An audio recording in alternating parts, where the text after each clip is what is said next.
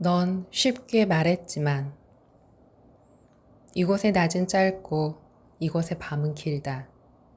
나는 낮에는 보통 집안일을 하고 해가 지면 책을 읽거나 집 근처를 걷는다. 딱히 해야 할 일은 없지만 만들면 할 일은 많고 낮 시간은 빨리 지나가는 것처럼 느껴진다. 만들고 치우고 만들고 치우다 보면 아무 생각이 없어진다. 자몽청을 만들어 보기로 한다. 자몽 손질은 처음 해봤는데 그래서 잘 되지 않았다. 자몽에 과육만 발라내려고 했는데 자몽 알갱이가 한 알 한 알 떨어져 나오더니 두 손이 알갱이로 범벅이 되었다. 즙이 줄줄 흘러 이미 자몽차 두 잔을 완성한 기분이었다. 차를 만들긴 만들었고 손에는 자몽팩을 했다 생각했고 그러니까 망쳤다는 생각 같은 건 하지 않았다. 자몽청을 다 만들어 놓고서 다시는 하지 말아야지 다짐하고서 흠의를 1시간 정도 들었다. 바람이 부는 휘파람 소리, 광활한 대지의 노래, 후미인지 흠의인지 모르겠지만 후미가 맞는 것 같다. 나는 그냥 흠이라고 한다. 처음 라디오에서 흠의를 들었을 때가 생각난다. 그 이후로 계속 찾아 듣고 있는데 흠의를 들을 때의 나는 같이 듣는 사람이 진지하면 같이 진지했고 웃음이 터지면 같이 웃곤 했다. 다큐를 검색해서 그들의 삶의 모습을 보며 들을 때는 우는 사람은 있어도 웃는 사람은 없다. 나는 몽골에 가본 적은 없지만 몽골에서 흠의를 배워본 사람을 둘이나 알고 있다.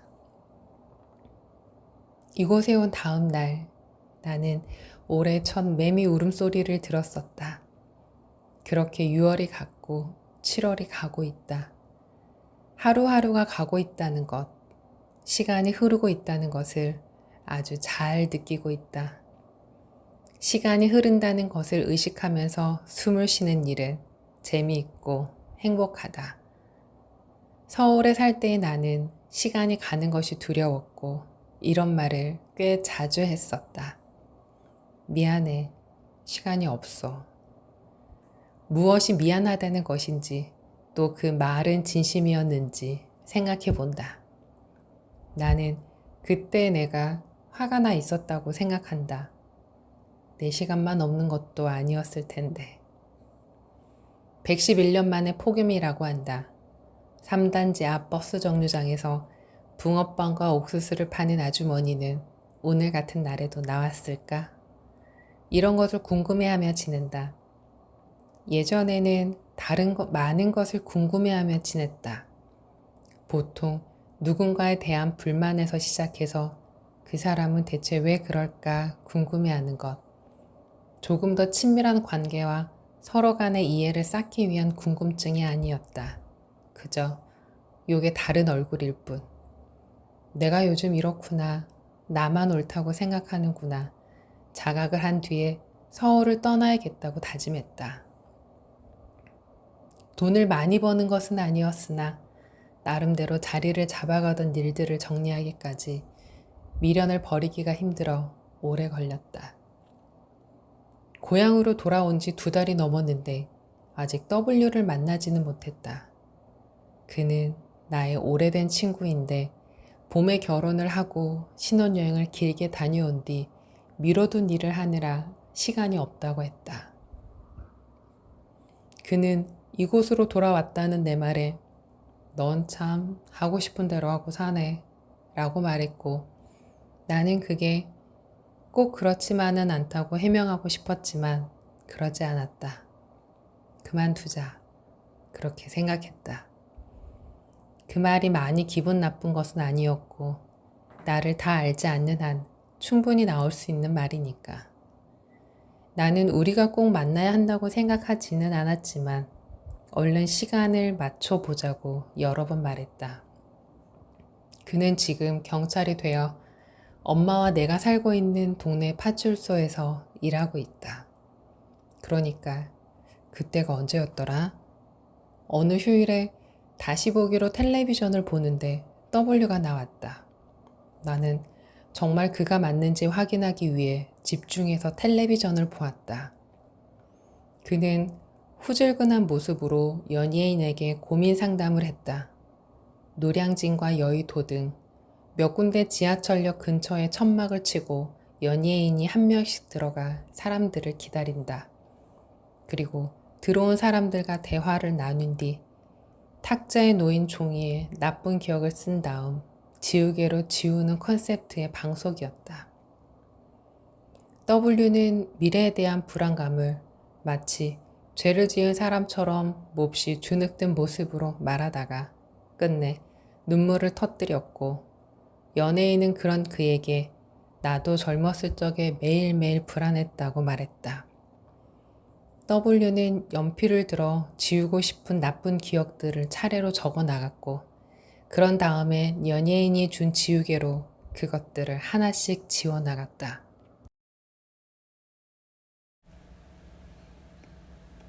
넌 쉽게 말했지만 이주란 M은 청주에 지인이 운영하는 일본 라면 가게가 있다고 했고, 거길 가보는 것 말고 다른 계획은 없이 M과 나는 청주로 갔다. 일찍 일어나긴 싫었지만 새벽 6시에 일어나 준비를 마치고 7시에 출발했다. 예전 같으면 피곤하다는 이유로 가지 않겠다고 했을 것 같다. 자고 싶은 만큼 자고 출발하면 고속도로 정체를 겪어야 하고, 그게 싫기 때문에 그냥 가지 않는 것을 택하는 편이 쉬웠다. 나는 요즘 피곤하지 않고 새벽 4시쯤 잠들었지만 다행히 6시에 일어날 수 있었다. 우리는 청주에서 일본 라면을 먹었다. 청주시청 근처 골목에 있는 작은 가게였다. 이렇게 더운데 요즘 누가 라면을 먹느냐며 M의 지인인 사장이 우릴 보고 웃었다. 정말 여기 오려고 청주에 왔다고? 그는 3번쯤 같은 질문을 했고 M이 3번 모두 그렇다고 대답했지만 그는 M의 말을 잘 믿지 않는 것 같았다. 아침밥을 먹지 않은 상태라서 우리는 아주 빠르게 음식을 먹어치웠다. 그리고 밖으로 나왔고 M은 대전으로 차를 몰았다. 운전석 쪽 타이어 공기압이 갑자기 40% 사이대로 떨어져 잠시 정비소에 들른 것 말곤 별다른 일은 없었다. 정비소 직원은 땀을 흘리며 이런저런 경우가 있을 수 있는데 지금 같은 경우엔 너무 더워서 센서가 잠깐 말을 듣지 않았던 것 같다며 이젠 걱정하지 않아도 될 것 같아요 라고 여러 번 말했다. 나는 어쩐지 안심이 되었고 굉장히 친절하다. 내 말에 M은 아무 말이 없었다. 자기 일을 한 것뿐이지만 정말 친절했어. 나는 한 번 더 말했다. 최근 몇 년간 나는 고마운 것도 잘 모르고 아무것도 잘 모르고 지냈다. 서울을 떠나오기 얼마 전엔 내 고민을 자주 들어주던 직장 동료와 바쁘면 사람 노릇 못한다는 책의 글귀를 보며 같이 웃곤 했었다. 두부와 새우, 과자 같은 것을 사서 소주와 맥주를 마셨다. 나는 평소보다 덜 마셨고 M은 평소보다 더 마셨다. 오늘 왜 이렇게 안 마셔? 배가 불러. 토할 것 같아? 그럼 토하고 마시면 되지. 토하는 건 싫어. 그런 걸 두려워하지 않아야 새로운 것을 먹어볼 수 있는데. 그건 그렇지만 나는 얼마 먹지 못하고 숙소 창밖이나 바라보다가 일찍 잠들었다. 그리고 오래 자지 못하고 새벽에 깼다. 깨어나니 8월 1일이 되어 있었다. 이렇게 시간이 흐르고 있구나 생각하며 잠에서 깬 자세 그대로 가만히 앉아 있었다. 그리고 잠든 엠을 바라보다가 밖으로 나갔다. 내키는 대로 여기저기를 걸었는데 숙소에서 멀지 않은 곳에서 유명 스크린 골프장 체인의 본사를 보았다.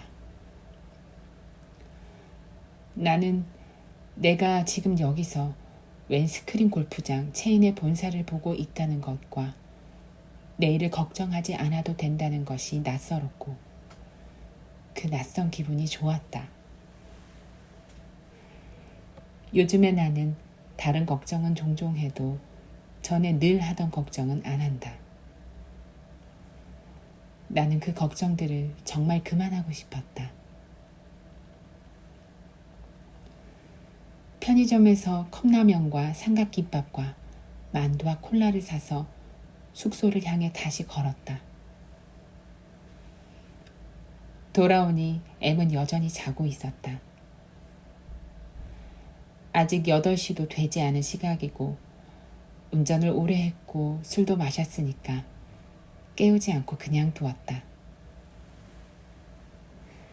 나는 TV 동물농장이 하길 기다리면서 혼자 삼각김밥을 먹고 물을 마셨다.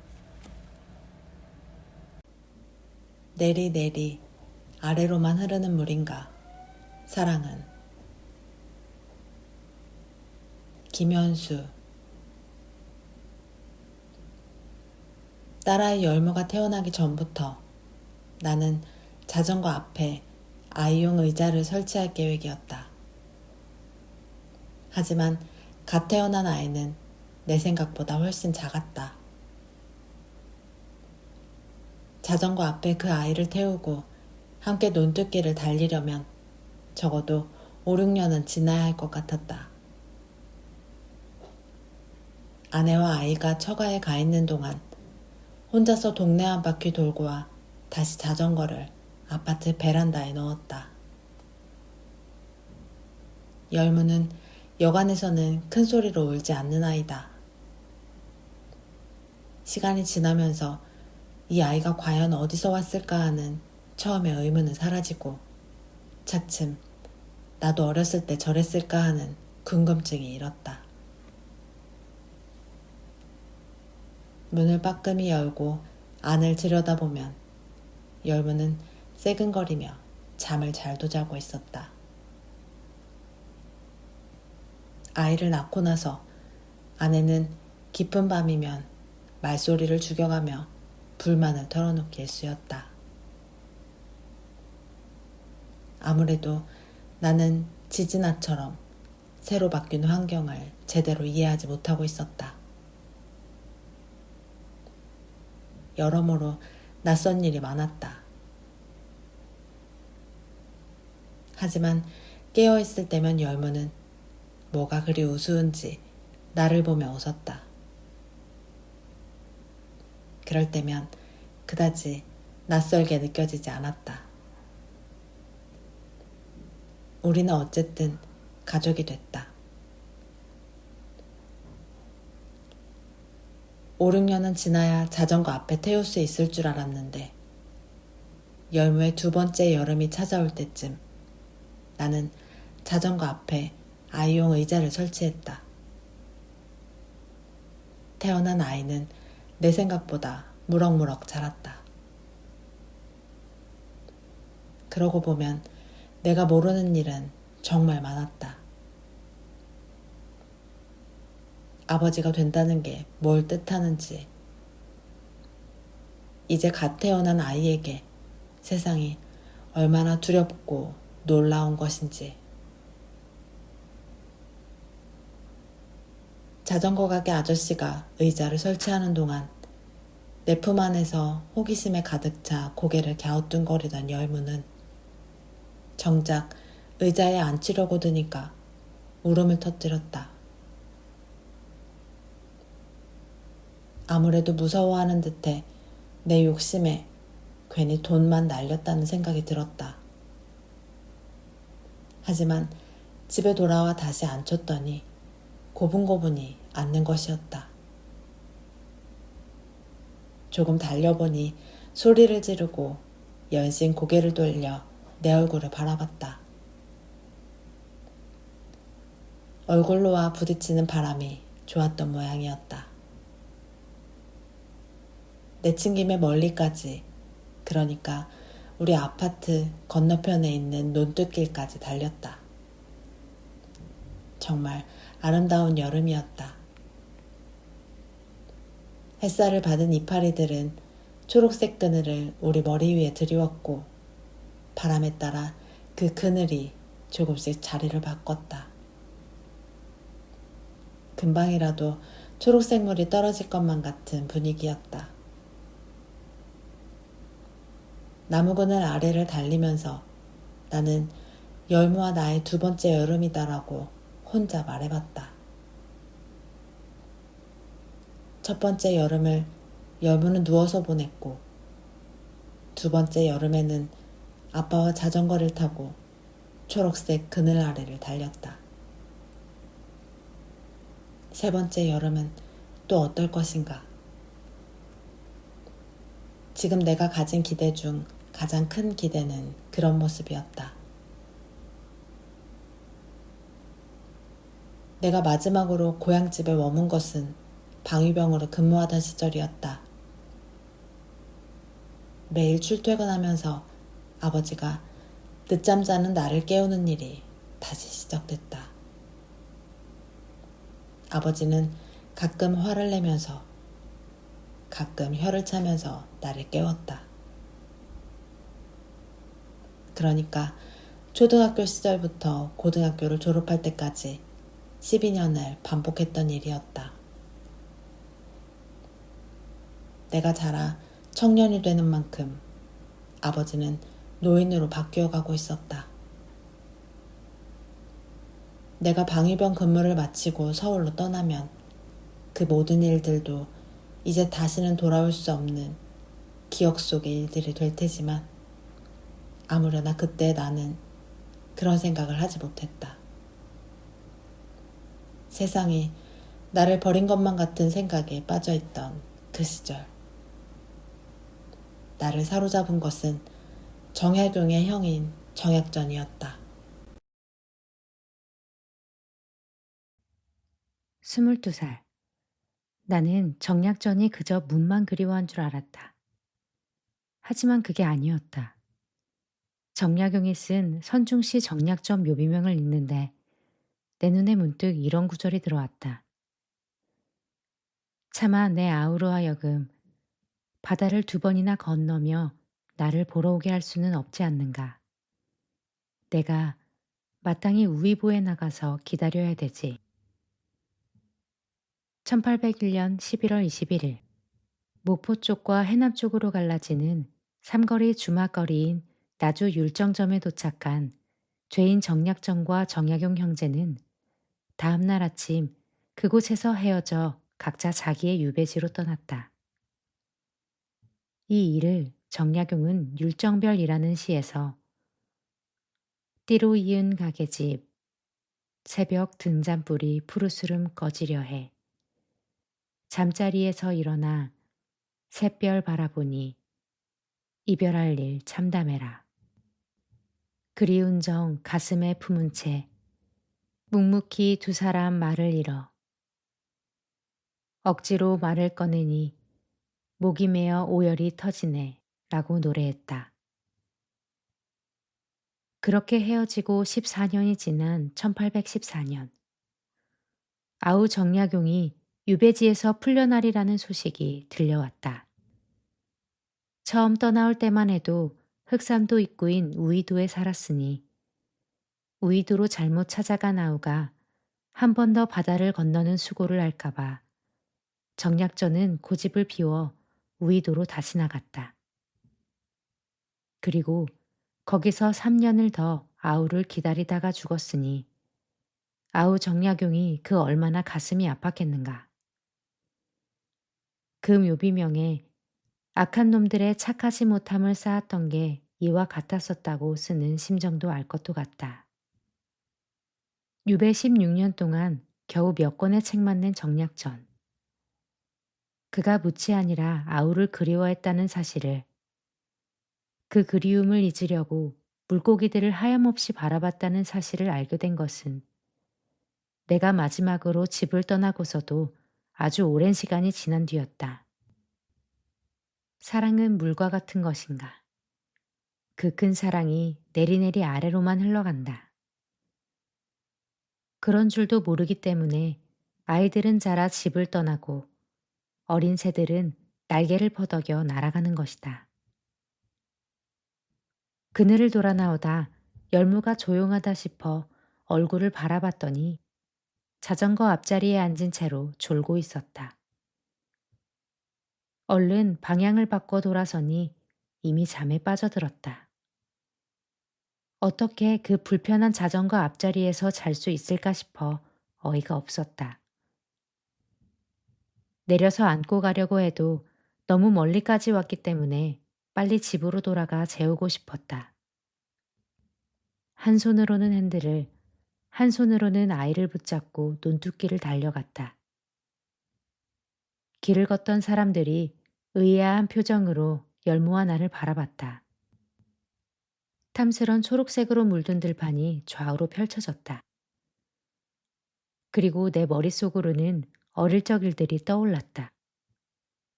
갑자기 직장을 그만두신 아버지는 매일 저녁이면 자전거를 타고 퇴근한 직장 동료나 친구들 집에 놀러 갔었다. 물론 그 자전거 앞자리에는 항상 어린 내가 앉아 있었다. 아버지가 친구들과 술을 마시는 동안 나는 낯선 동네에서 제멋대로 뛰놀다 결국은 쓰러져 잠들었다. 돌아갈 때쯤이면 얼굴이 불쾌해진 아버지가 나를 깨웠다. 잠이 덜 깬 얼굴로 나는 열무처럼 어린이용 의자에 올라탔다. 자전거는 가끔 비틀거렸으리라. 나는 가끔 졸았으리라. 하늘에는 별빛이 눈부셨으리라. 아버지는 가끔 노래를 흥얼거렸으리라. 밤길로는 가끔 고장난 백열등이 깜빡거렸으리라. 나는 어른이 되는 꿈도 꾸었으리라. 열무와 나의 두 번째 여름은 그렇게 끝나고 있었다. 나는 여전히 열무에게 익숙하지 못한 아버지였다. 하지만 내게 아버지가 없었더라면 그마저도 못할 뻔했다. 아이가 생기면 제일 먼저 자전거 앞자리에 태우고 싶었다. 어렸을 때 내 얼굴에 부딪히던 그 바람과 불빛과 거리의 냄새를 아이에게도 전해주고 싶었다. 아버지에게 받은 가장 소중한 것. 오랜 시간이 흘러도 사라지지 않고 오랫동안 남아있는 것. 집이 있어 아이들은 떠날 수 있고 어미새가 있어 어린 새들은 날갯짓을 배운다. 내가 바다를 건너는 수고를 한 번이라도 했다면 그건 아버지가 이미 바다를 건너왔기 때문이다. 나도 이제 열무를 위해 먼저 바다를 건너는 방법을 배워야겠다. 물론 어렵겠지만. 친절한 사람과의 소통. 지난 겨울은 추위도 유별났지만 큰 눈은 또 얼마나 자주 왔는지. 나는 도시보다 기온이 3, 4도는 낮은 산골 마을에 살기 때문에 거의 한 달을 집에서 꼼짝 못하고 갇혀 지내다시피 했다. 나는 눈 공포증이 있다. 어머니가 눈길에서 가볍게 넘어지신 줄 알았는데 엉치뼈가 크게 부서지는 중상이어서 말년에 5, 6년을 집안에만 계시다가 돌아가신 후부터이다.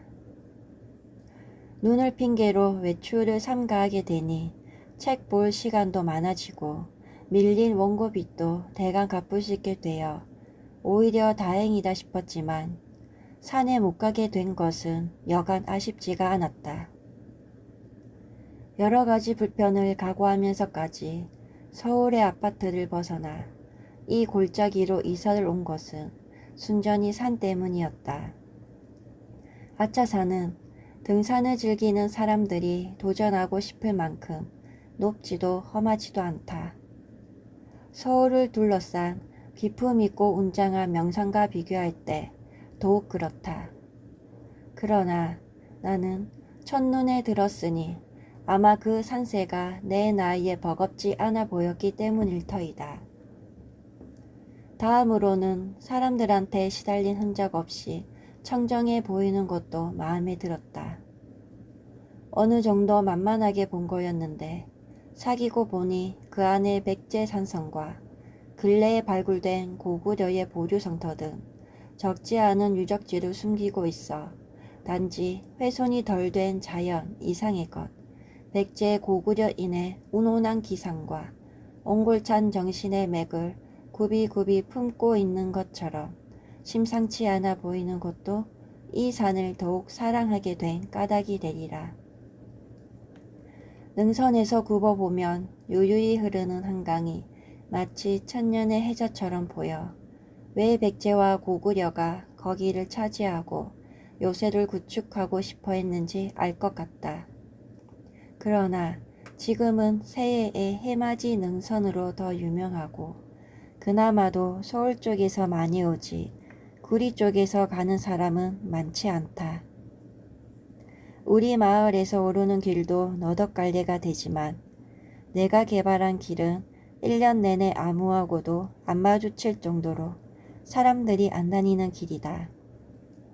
딴 길은 가다 보면 약수터도 나오고 배드민턴장이나 암자도 나오는데 내가 다니는 길은 볼거리 없는 그냥 산길이다. 그 대신 하루도 같은 날이 없는 나무와 풀들, 새들과 다람쥐들을 눈여겨보게 된다. 사람들이 안 다니는 길은 꽃나무들이 온전하고 온갖 새들이 거침없이 지저귄다. 혼자 걷는 게 좋은 것은 걷는 기쁨을 내 다리하고 오붓하게 나눌 수 있기 때문이다. 내 다리를 나하고 분리시켜 아주 친한 남처럼 여기면서 70년 동안 실어 나르고도 아직도 정정하게 내가 가고 싶은데 데려다주고 마치 나무의 뿌리처럼 땅과 나를 연결시켜 주는 다리에게 감사하는 마음은 늘 내 가슴을 울렁거리게 한다. 매일매일 가슴이 울렁거릴 수 있다는 건 얼마나 큰 축복인가. 그러나 산이 나를 받아주지 않으면 이런 복을 어찌 누릴까. 눈 온 산이 아니더라도 산에는 평지와 다른 위험이 늘 도사리고 있다. 그래서 오늘도 이 노구를 받아주소서 산에 기도를 드리게 되는 것도 울렁거림과 함께 차분한 경건을 맛볼 수 있는 기회이다. 하루는 산에서 열쇠를 잃어버렸다. 오르는 길에 땀이 나서 재킷을 벗었는데 아마 그때 열쇠가 떨어진 듯 했다. 집에 와서야 그 사실을 알았다. 워낙 문단속이 허술한 성격이라 현관문은 안 잠그고 대문만 잠갔는데 대문 또한 허술하여 밖에서 팔을 안으로 넣어 열 수 있게 되어 있어 집에 들어오는데 지장은 없었다. 그래도 시간 걸리는 외출을 하려면 문단속을 안 할 수가 없겠기에 오던 길을 되짚어 가서 찬찬히 살펴보았지만 못 찾았다. 그 후 며칠은 산에 갈 때마다 발밑만 보고 걸었지만 어디 꼭꼭 숨었는지 눈에 띄지 않았다. 자식들한테 준 스페어 열쇠를 회수해서 문단속을 제대로 하게 된 후 비로소 발밑을 살피는 일에서 해방이 되었다. 몽실언니.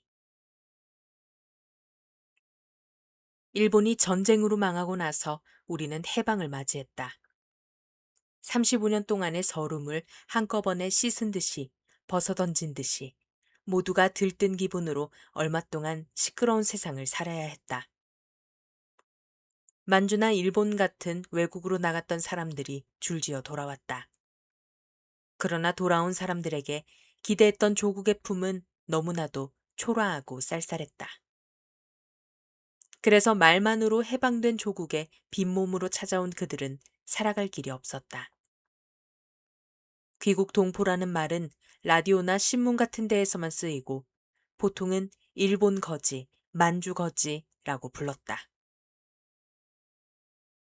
몽실 언니도 그 거지 중에 한 사람이었다. 아직 언니라고 부르기엔 너무도 어린 꼬마 몽실이네는 아버지의 고향 근처 살강마을 어느 농사꾼집 겹방살이를 했다. 날품파리도 제대로 찾지 못한 아버지 정씨는 자주 집을 나갔다. 일자리를 구하기 위해서다. 정씨가 없는 동안 어머니 밀양댁은 딸 몽실이와 아들 종호를 데리고 굶기도 하고 바가지를 들고 구걸에다 먹기도 했다. 몽실이 동생 종호가 이름 모를 병으로 시름시름 앓다가 죽은 것도 그 무렵이었다. 이 마을 저 마을 청년들은 대여섯 명 혹은 10명씩 무더기를 지어 주로 가난한 집을 찾아다니며 좋은 세상을 만들자고 했다. 가난한 사람이 없는 나라, 살기 좋은 나라를 만들자고 이야기하고 있었다.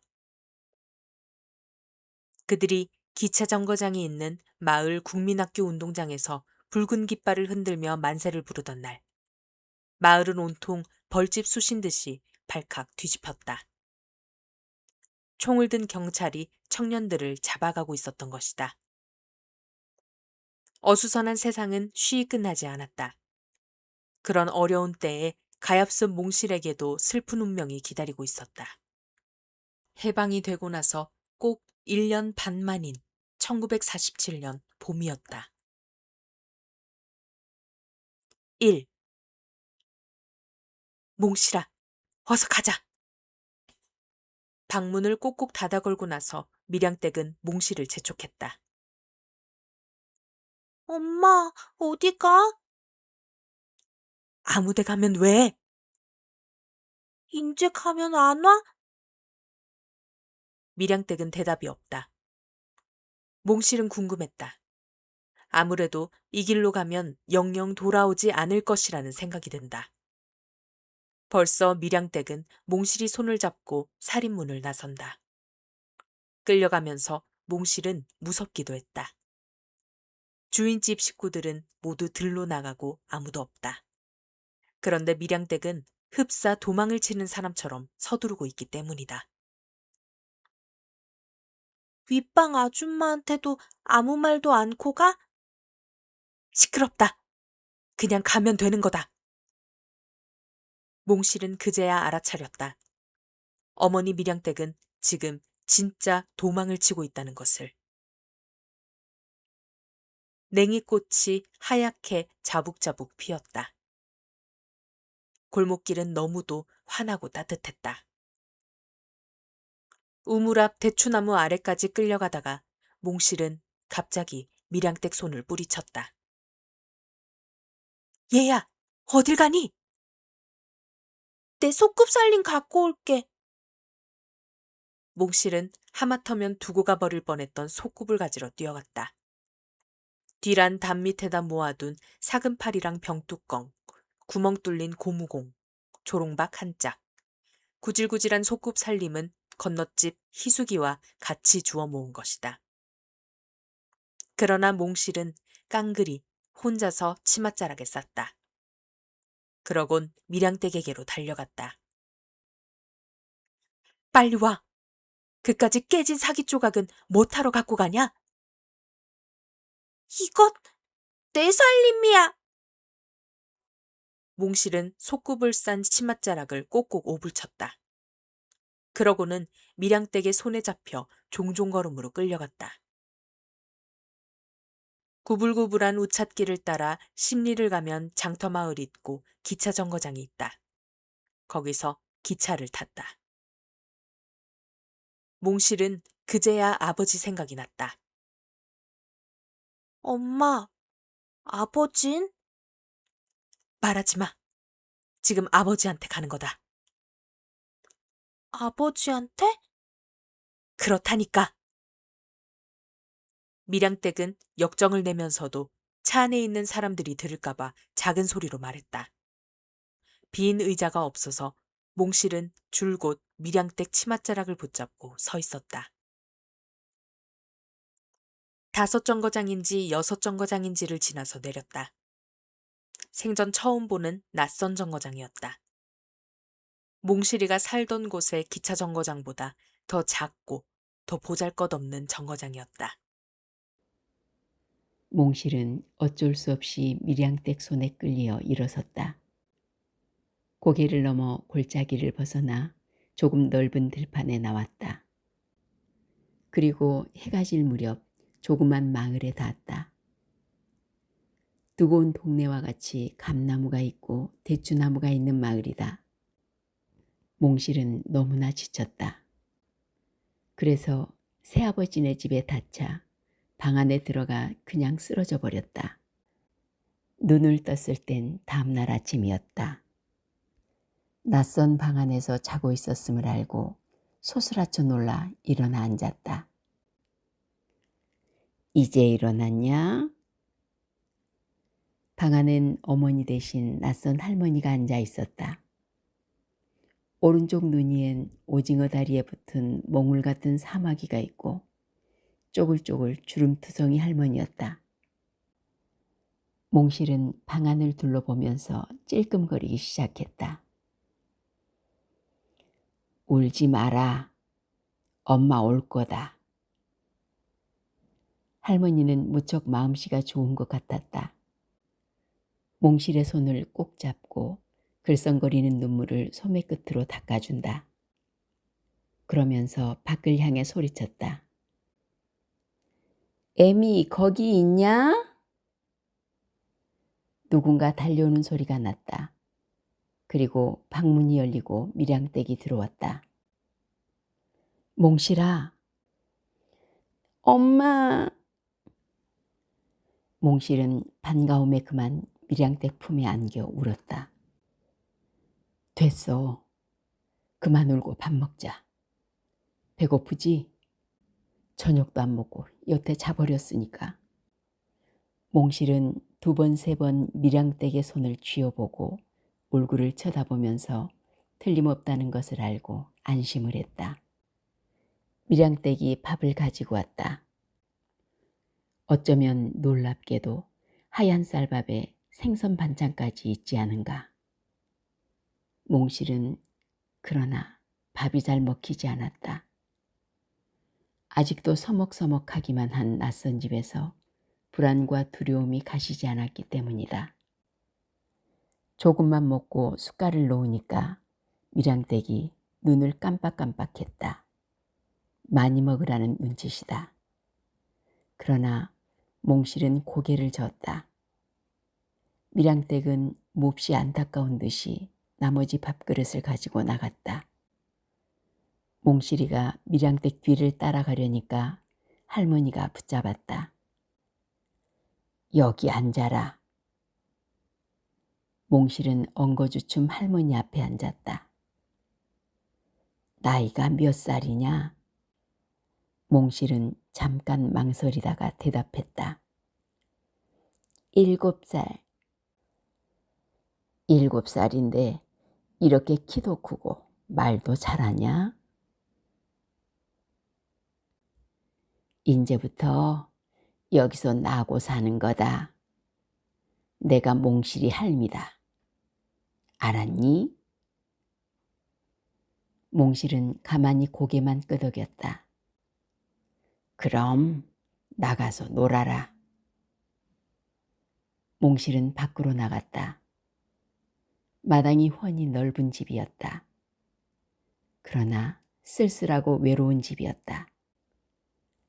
몽실아, 세수하자. 밀양댁이 우물가로 몽실을 데리고 갔다. 두레박으로 물을 길어 옹배기에 부었다. 몽실은 세수를 했다. 밀양댁은 행주치마로 얼굴을 훔쳐주었다. 몽실은 집둘레를 한 바퀴 둘러보고 나서 어머니에게 조용히 물었다. 엄마, 아버지한테 정말 돌아가지 않아? 밀양댁은 낯빛을 무섭게 했다. 아버지는 먼데 가버리고 안 온다고 했잖니. 이제 아버진 몽실이 아버지가 아니고 여기 새아버지가 정말 아버지다. 알았니? 몽실은 목에서 꺽꺽 막히는 덩어리를 삼키고 나서 고개를 떨구었다. 몽실은 이렇게 해서 그때부터 두 사람의 아버지를 갖게 되었다. 가난한 진짜 아버지를 버리고 조금 부자인 새아버지를 진짜 아버지처럼 생각하면서 살아야 했다. 덤으로 할머니도 생기고 남의 집 아랫방을 빌려 살던 것도 버리고 커다란 집에서 살게 된 것이다. 새아버지는 성이 김씨였다. 마을 사람들은 김씨를 김주사라 불렀다. 김주사는 원래 부인이 있었지만 병으로 죽고 호라비로 살다가 이렇게 몽실이 어머니에게 새로 장가를 든 것이다. 이 산골 마을 이름은 대골이라 했다. 뒷산 골짜기로 보리둑나무가 무성하여 달밤엔 은빛 잎사귀가 아름다웠다.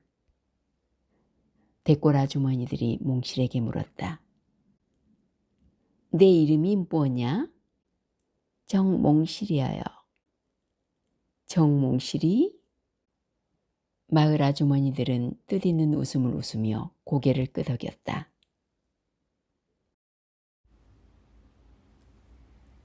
새로 태어난 아기 이름은 영득이라 불렀다. 김주사가 지은 것이다. 영득이는 온 집안의 귀염둥이였다. 특히 할머니는 영득이가 조금만 울어도 밀양댁을 꾸짖었다. 그렇게 영득이를 귀여워하자니 자연히 몽실은 옆으로 밀려났다. 그냥 밀려난 것이 아니라 몽실은 벌써 이 김주사네 집에서 귀찮은 자식이 되고 있었다. 할머니는 몽실에게 수다스러울 만큼 심부름을 시켰다. 몽실아, 애기 기저귀 빨아오너라. 몽실은 기저귀를 빨았다. 설거지해라. 마루를 훔쳐라. 방을 쓸어라. 이제 8살인 몽실은 시키는 것을 싫다고도 할 수 없었다. 밥을 먹는 자리에서도 심부름은 몽실이가 모두 해야 했다. 몽실이 물 떠오너라. 할머니가 명령처럼 말했다. 몽실은 얼른 먹던 숟갈을 놓고 일어나려고 했다. 밥 먹어라. 내 가서 떠올게. 밀양댁이 몽실을 앉히며 일어서려고 했다. 애미는 영득이 봐야지. 몽실이 갔다 오너라. 할머니가 다시 한번 말했다. 일어서려던 밀양댁이 주저앉고 몽실이가 나갔다. 물을 한 대접 떠와서는 먹던 밥을 먹으려고 자리에 앉았다. 뭘 그토록 꼼짝거리느냐? 얼른 먹고 밥상 치워야지. 몽실은 얼른 먹으려고 숟갈을 빨리 놀렸다. 그릇 긁는 소리가 조금 시끄러웠다. 왜 이렇게 야단스럽냐? 계집애가 얌전하지 않고. 몽실은 숟갈을 조심조심 움직였다. 몽실은 할머니 눈치를 보면서 밥상을 치웠다. 할머니는 하루 종일 몽실이를 몰아붙였다.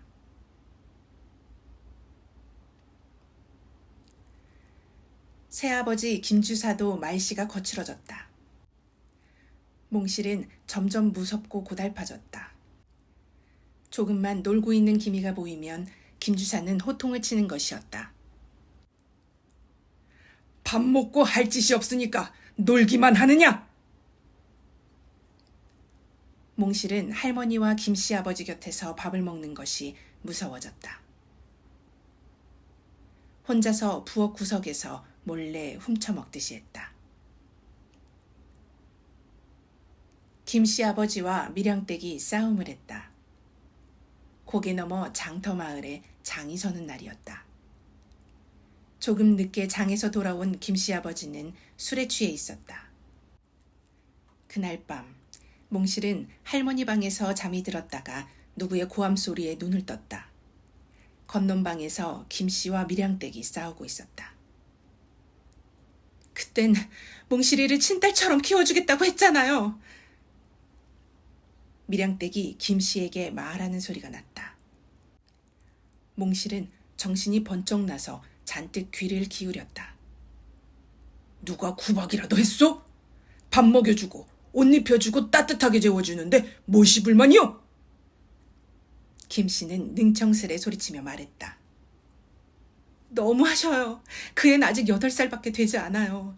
그런데 하루 종일 쉴 틈이 없이 이것 해라 저것 해라 시키고 있잖아요. 어디 미워서 시키는 거요? 바쁘니까 할 수 없는 거지. 아무리 바쁘다지만 너무하잖아요. 좋소.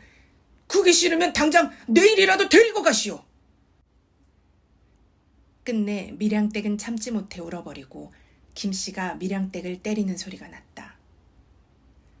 몽실은 이불을 가리고 훌쩍훌쩍 울었다. 그게 실컷 울고 싶어도 할머니가 무서워 소리를 죽여 우는 것이었다. 이렇게 시작된 싸움은 점점 잦아졌다. 그해 가을 추수가 끝나고 찬바람이 몰아치는 겨울이었다. 몽실이 냇물에서 영득이의 기저귀를 빨아 옹배기에 담아 이고 오는데 골목길 모퉁이에 밀양댁이 파랗게 질린 채 서 있었다. 몽실을 보자 무작정 손목을 끌고 모퉁이 집 정식인의 뒤란으로 들어가는 것이었다. 몽실은 영문도 모르고 밀양댁의 손에 끌려 들어가 옹배기를 내려놓고 숨었다. 엄마, 왜 여기 숨는 거야? 아무것도 아니다. 가만히 있어라. 몽실은 밀양댁 치맛자락을 잡고 오들오들 떨면서 숨을 죽이고 있었다. 시간이 흘렀다.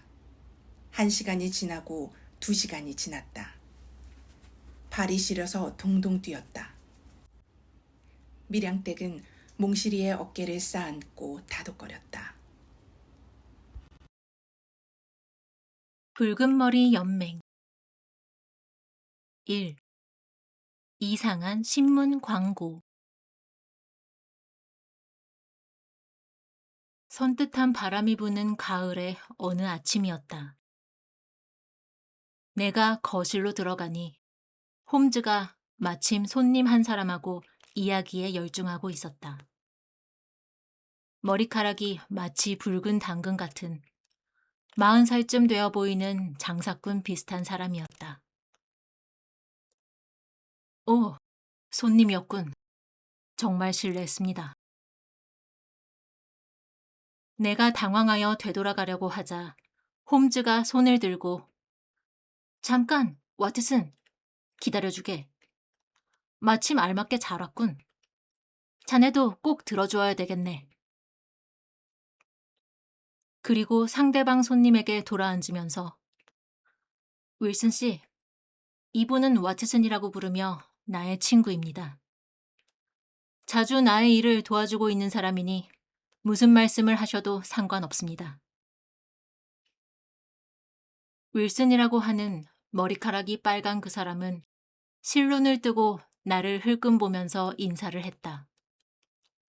나도 인사를 하고 홈즈 곁에 의자에 털썩 걸터 앉았다.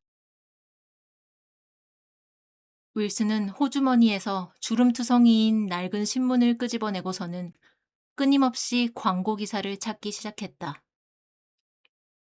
홈즈는 그동안 잠자코 상대방을 바라보다가 나를 돌아보면서 와트슨, 이분은 이전에 목수를 하신 일이 있는가 보네. 그리고 최근에는 무엇인가 열심히 글을 쓰신 듯하고. 이 말을 들은 윌슨은 깜짝 놀라면서 의자에서 펄쩍 뛰어 일어났다. 어떻게 그것을 아셨습니까? 마치 하느님 같군요. 말씀하신 바와 같이 나는 배목수로 기반을 잡은 사람입니다. 그건 별것 아닙니다. 당신 손을 보니 오른손이 왼손보다 훨씬 크고 뼈마디는 굵으며 거칩니다. 요컨대 오른손으로 힘든 일을 했음이 틀림없다고 생각했던 것입니다. 하지만 내가 최근에 글을 썼다고 말씀하신 까닭은? 오른쪽 소매 끝이 반들거리고 있으며 왼쪽은 팔꿈치 닿는 곳이 많이 닳아 있거든요.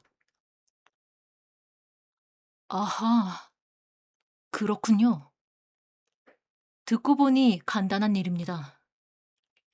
나는 또 당신이 희한한 마술을 쓰신 줄 알았지요.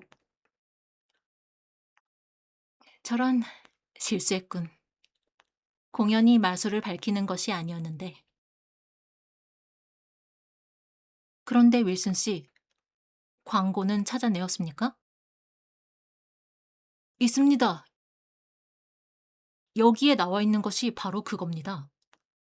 이것이 바로 사건의 시작입니다. 와트슨 씨, 한번 읽어봐 주시겠습니까?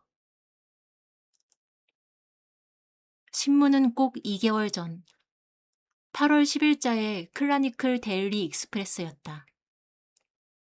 나는 신문을 받아들고 당장 다음과 같이 읽어내려갔다. 머리카락이 빨간 사람들에게 빨강머리 클럽의 회원 한 사람이 모자라게 되었습니다. 회원은 짧은 시간 동안 근무하고 주당 4파운드를 받게 됩니다. 머리카락이 붉은 남자로서 나이가 21세 이상인 사람은 누구든지 회원이 될 자격이 있습니다. 희망자는 오는 월요일 오전 10시 플리트 거리 포브즈 코트 7번지에 있는 빨강머리 클럽으로 오십시오. 빨강머리 클럽 회장 던컨 로스. 도대체 이것이 무슨 말일까? 나는 모두 읽고 난 뒤에 깜짝 놀라 중얼거렸다. 홈즈는 몹시 재미가 좋은 듯이 싱글벙글 웃으며 참으로 유쾌한 광고로구나. 그럼 윌슨 씨, 말씀을 시작해 주시겠습니까?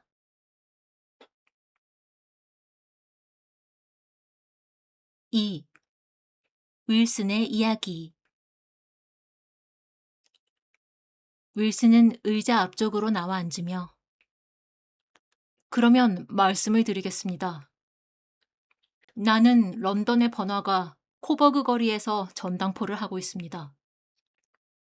전당포라고는 하지만 그다지 큰 가게는 아니고 게다가 요새는 손님도 별로 오지 않습니다. 점원은 한 사람을 쓰고 있습니다. 점원이라고는 하지만 이 장사를 배우고 싶다고 해서 와 있으므로 급료는 다른 사람의 절반이라도 좋다고 말을 했습니다. 나이는 아직 30도 안 되었습니다만 요즘 세상에서 보기 드문 청년이로군요.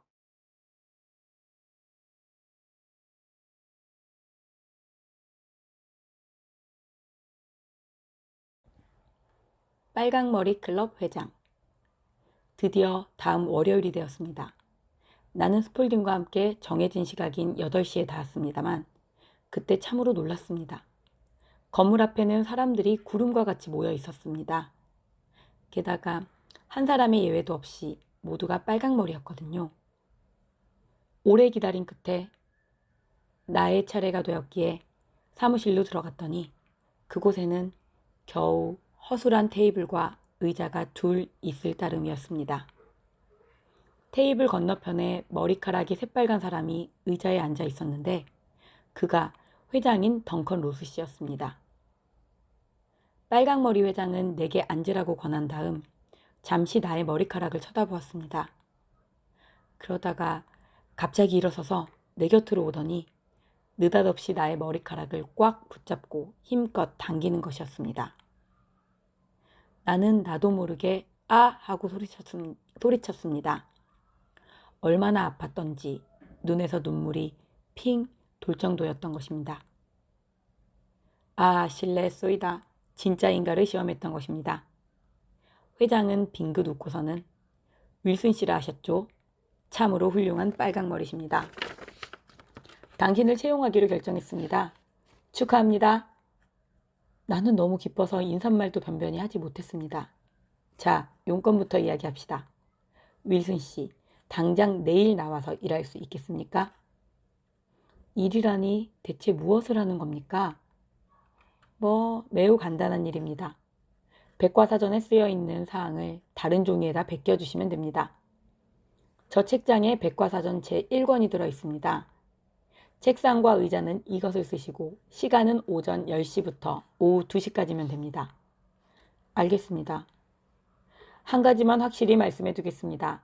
그것은 근무 시간 중에 당신은 꼭 이 방 안에 있어야 한다는 조건입니다. 만일 한 걸음이라도 밖으로 나가시면 회원 자격을 잃고 맙니다. 그 대신 당신이 규칙을 잘만 지켜주시면 토요일마다 꼬박꼬박 4파운드씩 드리겠습니다.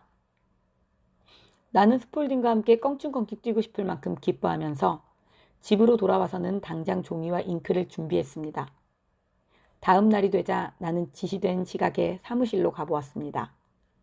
회장인 덩컨 로스 씨는 어김없이 내가 출근하기를 기다리고 있었습니다. 그는 책장에서 백과사전을 끄집어내어 베껴야 할 곳을 가리켰습니다. 그래서 나는 즉시 글을 쓰기 시작했습니다. 오후 2시가 되자 덩컨 로스 씨가 와서 베껴놓은 종이를 살펴보고는 훌륭하게 쓰셨습니다.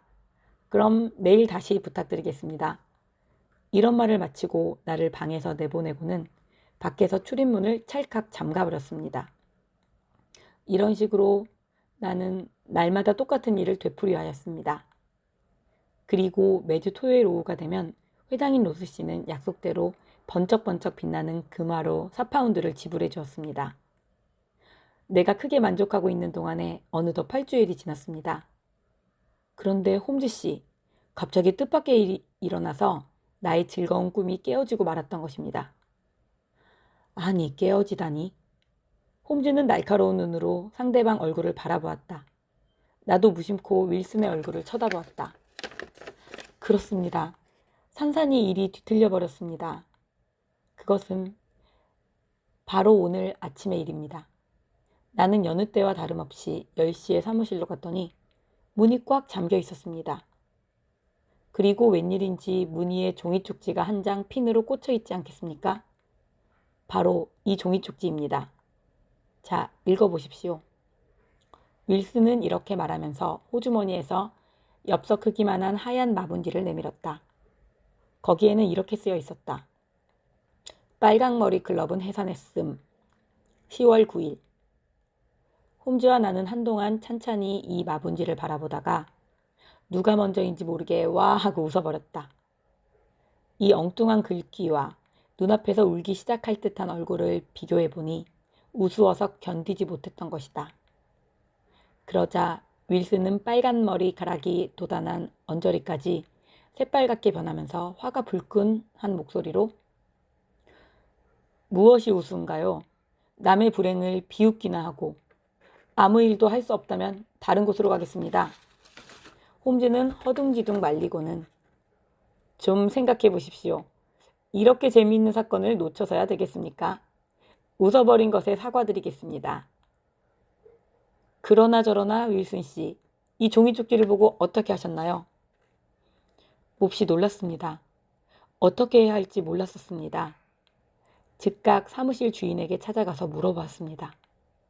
그런데 놀랍게도 어느 한 사람 그런 클럽이 있다는 사실을 듣지 못했다고 합니다. 게다가 회장이 덩컨 로스라는 사람도 모른다는 것입니다. 좀 더 꼬치꼬치 물었더니 그 머리카락이 빨간 사람은 윌리엄 모리스라고 하는 변호사인데 새 사무실을 찾았다고 하면서 어저께 이사를 했다는 것입니다. 나는 내친 김에 당장 이사한 곳으로 달려갔습니다.